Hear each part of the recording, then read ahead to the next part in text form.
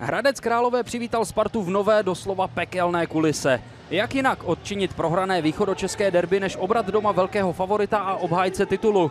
Ale ubránit nejlepší útok ligy ještě podpořený čerstvým postupem do ligy mistrů se jevilo jako minimálně nelehký úkol.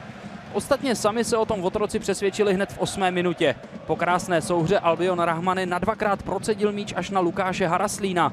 Slovenský křídelník měl pravda trochu štěstí, ale tečovanou ranou překonal čerstvého reprezentačního golmana Adama Zadražila a přidal svou 3. ligovou branku v této sezóně. Hradečtí poprvé výrazněji zahrozili až ve 30. minutě. Na pravé straně se uvolnil Mihálik. Jeho nabídka sice prošla až na Vlkanovu, jenže ten už v těžké pozici do poloodkryté branky zakončit nedokázal.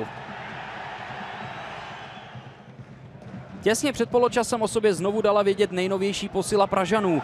Albion Rahmany dostal od Krasničiho milimetrový pas a trochu času ve vápně. A tomu stačilo. K asistenci u prvního gólu přidal jeden vstřelený. Na premiérový start v české lize celkem solidní bilance.